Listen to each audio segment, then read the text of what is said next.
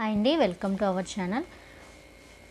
ఈరోజు క్లాస్లో 6th class science నుంచి ఫస్ట్ లెసన్లో ఉన్న టాపిక్ని మనం ఎక్స్ప్లెయిన్ చేసుకోవడం జరిగింది. ఆల్రెడీ కొంత లెసన్ అనేది ఎక్స్ప్లెయిన్ చేసుకోవడం జరిగింది. ప్రోటీన్ కోసం పరీక్ష, అది టెస్ట్ ఫర్ ప్రోటీన్ అనేది మనం ప్రీవియస్ క్లాస్లో ఎక్స్ప్లెయిన్ చేసుకోవడం జరిగింది. ఈరోజు క్లాస్లో ఏంటంటే టెస్ట్ ఫర్ ఫ్యాట్స్, అంటే కొవ్వుల కోసం పరీక్ష అనే టాపిక్ని మనం ఎక్స్ప్లెయిన్ చేసుకోవడం జరుగుతుంది. ఇదేంటంటే టెట్ పేపర్ 1, పేపర్ 2 ఎవరైతే ప్రిపేర్ అవుతున్నారో పేపర్ 1 వాళ్ళకి at the same time paper 2 maths and biology, అలాగే బయాలజీ వాళ్ళకి ఎట్ ద సేమ్ టైం డిఎస్సికి ప్రిపేర్ అయ్యే SGT and SCA school assistant ఎవరైతే ఉన్నారో బయాలజీ వాళ్ళకి ఈ క్లాసెస్ అనేవి యూజ్ఫుల్ అవుతాయి అన్నమాట. సో టుడే టాపిక్ వచ్చేసి టెస్ట్ ఫర్ ఫ్యాట్స్, అంటే క్రొవ్వుల కోసం పరీక్ష.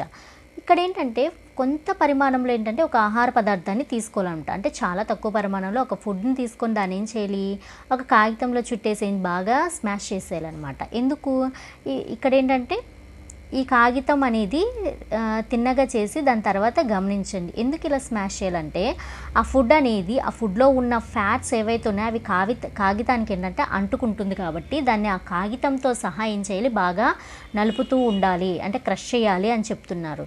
కాగితం చినిగిపోకుండా జాగ్రత్త పడాలని చెప్తున్నారు. చినిగిపోతే అది మళ్ళీ బయటకు వచ్చేస్తుంది కదండి ఫుడ్, అందుకని. ఇప్పుడు ఏంటంటే ఏదైతే పేపర్ ఉందో దాన్ని బాగా తిన్నగా చేసి అబ్జర్వ్ చేయాలి.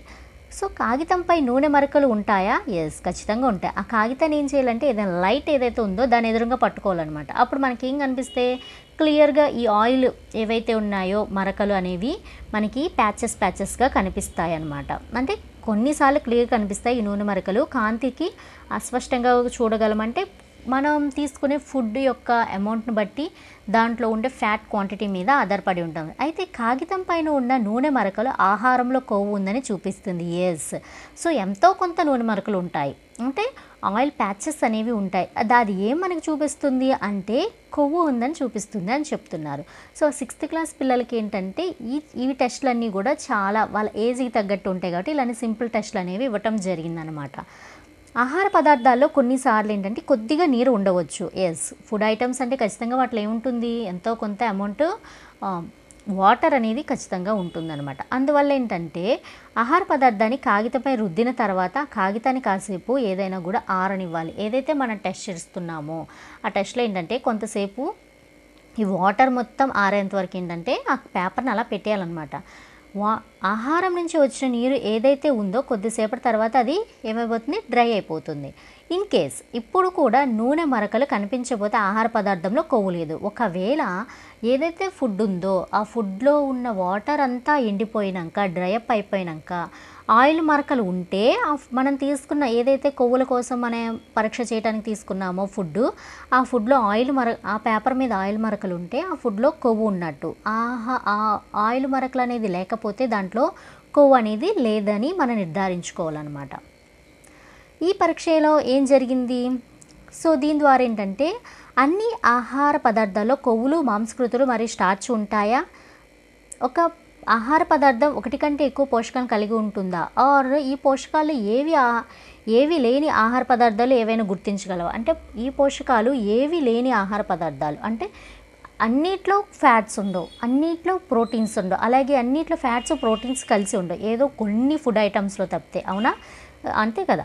ఇప్పుడు ఏంటంటే స్టార్చ్ ఉందా లేదా అనేదానికి మనం పర్టికులర్గా చేస్తాం. స్టార్చ్ ఉన్న దగ్గర ఏం లేదు, ఫ్యాట్స్ లేవు. ఫ్యాట్స్ ఉన్న దగ్గర ఏం లేదు, ప్రోటీన్స్ లేదు. సమ్ టైమ్స్ ఫ్యాట్స్, ప్రోటీన్స్ కూడా కొన్ని ఒకే ఫుడ్ ఐటెంలో ఉండే ఛాన్స్ అనేది ఉంటుందన్నమాట. మనం పిండి పదార్థం, మాంసకృతులు, కొవ్వులు అనే 3 పోషకాల కోసం ఆహార పదార్థాలను పరీక్షించాం. అవునా? పిండి పదార్థం కోసం చేసాం, ప్రోటీన్స్ కోసం చేసాం, ఇప్పుడేమో ఫ్యాట్స్. ఈ 3 కూడా different types of food items, అంటే పోషక పదార్థాలు అనమాట. వీటి కోసం ఏం చేసాం, మనం పరీక్షించామన్నమాట. ఇవి కాకుండా వేరు వేరు ఆహార పదార్థాలు కూడా ఏంటంటే ఇతర పోషకాలైన విటమిన్స్, ఖనిజాలు ఇవి కూడా ఏంటంటే మనం తీసుకునే ఫుడ్లో ఉంటాయన్నమాట. అవన్నీ కూడా పోషకాలు మనకు అవసరమే కదా. ఎందుకు అవసరం అనేది ఇప్పుడు చూద్దాం. వేరు వేరు పోషకాలు మన శరీరానికి ఏం చేస్తాయి? What do various nutritions do for our body. అంటే రకరకాల ఫుడ్ అనేది మన బాడీకి ఏం చేస్తాయి అనేది ఇక్కడ చూద్దాం. పిండి పదార్థాలు ప్రధానంగా మన శరీరానికి శక్తిని అందిస్తాయి. మనకు తెలుసు కదండి, స్టార్చ్ ఏదైతే ఉందో carbohydrates mainly provided energy to our body. Carbohydrates ఏం చేస్తే మన బాడీకి ఎనర్జీని ఇస్తాయి. ఎనర్జీ కావాలంటే ఖచ్చితంగా మన బాడీలోకి ఏం తీసుకోవాలి, కార్బోహైడ్రేట్స్ అనేవి తీసుకోవాలి. కొవ్వులు కూడా మనకు శక్తిని ఇస్తాయి. అట్ ద సేమ్ టైం ఏమిస్తాయి, fats also give some energy. అలాగే కొవ్వులు అదే మొత్తంలో ఉండే పిండి పదార్థం పోలిస్తే చాలా ఎక్కువ శక్తిని ఇస్తాయి. సో పిండి పదార్థం ఎంత అమౌంట్ తీసుకున్నామో అంత అమౌంట్ ఫ్యాట్స్ కనుక తీసుకుంటే పిండి పదార్థం కన్నా ఎక్కువ శక్తి అనేది ఇవ్వటం జరుగుతుందని ఇక్కడ చెప్తున్నారు. కొవ్వులు పిండి పదార్థం కలిగి ఉన్న ఆహారాన్ని శక్తిని ఇచ్చే ఆహార పదార్థాలు అంటారు. ఏ ఫుడ్ ఐటెంలో అయితే కొవ్వులు పిండి పదార్థాలు అంటే ఫ్యాట్స్ అండ్ కార్బోహైడ్రేట్స్ ఉంటాయో వాటిని మనం ఎలా కన్సిడర్ చేస్తాము, శక్తిని ఇచ్చే ఆహార పదార్థాలు, ఎనర్జీ గివింగ్ ఫుడ్స్గా కన్సిడర్ చేయవచ్చు. అంటే వేటిని ఎనర్జీ గివింగ్ ఫుడ్స్ అంటారు, foods containing fats and carbohydrates. Food contain fats and carbohydrate also called energy giving food. ఏవైతే ఫుడ్కి కార్బోహైడ్రేట్స్ అలాగే ఫ్యాట్స్ అనేవి ఉంటాయో వాటిని శక్తినిచ్చే ఆహార పదార్థాలు అని అంటాము. మన శరీరం యొక్క పెరుగుదల మరమ్మతుల కోసం మాంసకృతులు అవసరం. ఎస్, ఇంకోటి ఏంటిది, మనకి ఉన్న పోషకాలలో ఇంపార్టెంట్ అయినది మాంసకృతులు, proteins also needed for the growth and repair of our body. Proteins దేనికి యూజ్ అవుతుంది, గ్రోత్ పెరుగుదలకి, at the same time repair of our body. మన బాడీ ఏం చేయాలి, రిపేర్ చేసుకోవడానికి కూడా ఈ ప్రోటీన్స్ అనేవి మనకు అవసరం అవుతాయి. సో ప్రోటీన్స్ కలిగి ఉన్న ఆహార పదార్థాలని శరీర నిర్మాణ ఆహార పదార్థాలు అని పిలుస్తారు. వీటిని ఏంటంటే బాడీ బిల్డింగ్ ఫుడ్ ఐటమ్స్ అని అంటారు. వాటిని ఏమో ఎనర్జీ గివింగ్ అంటారు. వీటిని కార్బోహైడ్రేట్స్ని అలాగే ఫ్యాట్స్ని. వీటిని ప్రోటీన్స్ కలిగి ఉన్న ఆహార పదార్థాలు శరీర నిర్మాణం అంటే బాడీ బిల్డప్ అవ్వాలంటే ఖచ్చితంగా ఏం కావాలి, ప్రోటీన్స్ అనేవి ఖచ్చితంగా కావాలి. ఫ్యాట్స్ కానీ కార్బోహైడ్రేట్స్, మనం ఏదైతే రైస్ అనేది తీసుకుంటున్నామో అది ఓన్లీ మనకి శక్తిని మాత్రమే ఇస్తుంది కానీ శరీరానికి ఎటువంటి పెరుగుదల కానీ రిపేర్ చేసుకోవటానికి కానీ యూజ్ అవ్వదు. ఓన్లీ ఇన్స్టెంట్ ఎనర్జీగా అది కన్సిడర్ చేయొచ్చు. సో విటమిన్లు మన శరీరాన్ని వ్యాధుల నుంచి రక్షించడంలో సహాయపడతాయి. సో విటమిన్స్ ఏం చేస్తే help in preventing our body against to the diseases రాకుండా విటమిన్స్ అనేవి కాపాడుతాయి అన్నమాట. విటమిన్స్ మన కళ్ళు, ఎముకలు, దంతాలు, చిగుర్లను ఆరోగ్యంగా ఉంచడంలో కూడా సహాయపడతాయి. ఇవి ఇంకా దేనికి యూజ్ అవుతాయి అంటే రిమైనింగ్ బాడీ పార్ట్స్ ఏవైతే ఉన్నాయో, కళ్ళు, ఎముకలు, దంతాలు ఉన్నాయి కదా, చిగుర్లు, వీటిని ఆరోగ్యంగా ఉంచడానికి యూజ్ అవుతాయి అని చెప్తున్నారనమాట.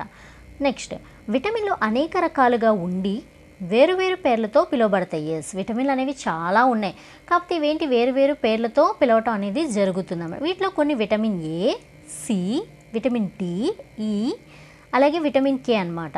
విటమిన్ బి కాంప్లెక్స్ అనే విటమిన్లను సమూహం కూడా ఉంటుంది. విటమిన్ బి కాంప్లెక్స్ అనేది కూడా మనకు తెలుసు కదండి. విటమిన్ బి కాంప్లెక్స్ అది ఒక గ్రూప్గా అంటే విటమిన్ కాంప్లెక్స్గా ఉంటుంది. విటమిన్ బిఏ అనేది మన శరీరానికి అన్ని రకాల విటమిన్లు కొద్ది పరిమాణంలో అవసరం.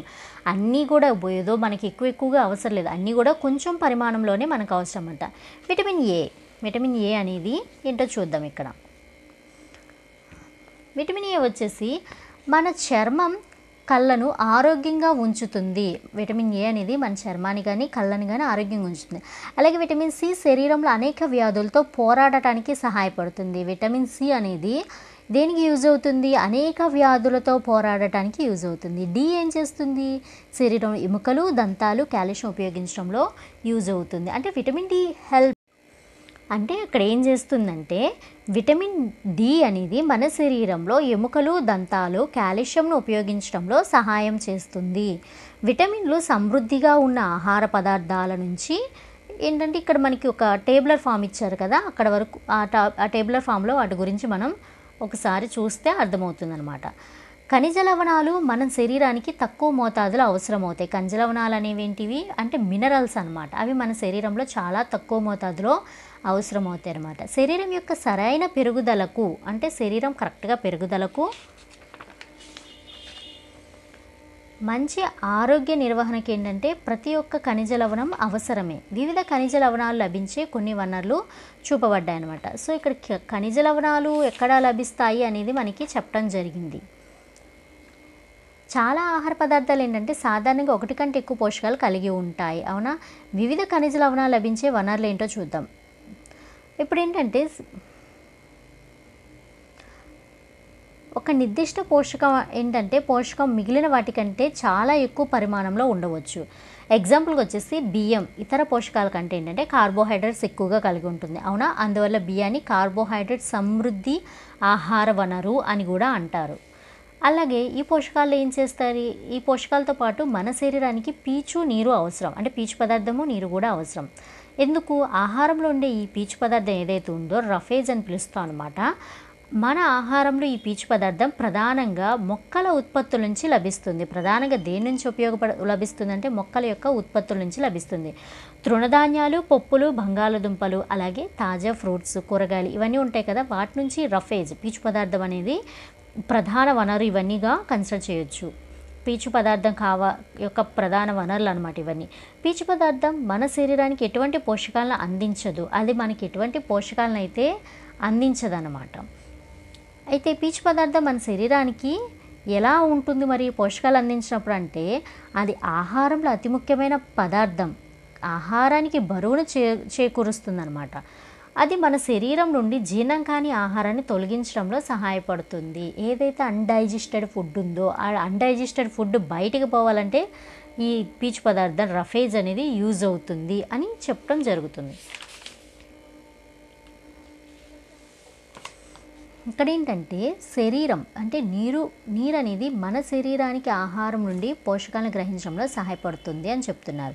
నీరు మన శరీరానికి ఆహారం నుండి పోషకాలను గ్రహించడంలో సహాయపడుతుంది. ఇది శరీరంలో ఏంటంటే కొన్ని వ్యర్థాలను మూత్రం, చెమట రూపంలో బయటకు పంపడంలో కూడా యూజ్ అవుతుందంట. అయితే జనరల్గా మన శరీరానికి అవసరమైన నీరు మనం త్రాగే ద్రవాలు అనగా వాటర్, అలాగే మిల్క్ టీ, అలాగే పాలు, నీరు, టీ వంటి వాటి నుంచి పొందుతాం అనమాట. ఇవి కాకుండా ఏంటంటే అదనంగా చాలా ఫుడ్ ఐటమ్స్ ఉంటాయి కదండి, ఆహార పదార్థాలు. అవి వండేటప్పుడు కూడా నీరు కలుపుతాం కదా. మన శరీరానికి నీళ్ళు అందించే ఇతర వనరులు ఏవైనా ఉన్నాయా అని ఇక్కడ అడగటం అనేది జరిగిందనమాట. సో ఇక్కడ వరకు మనం కొంత టాపిక్ చెప్పుకున్నాం అనమాట. రేపు సమతుల ఆహారం గురించి చెప్పుకోవటం జరుగుతుంది. Thank you.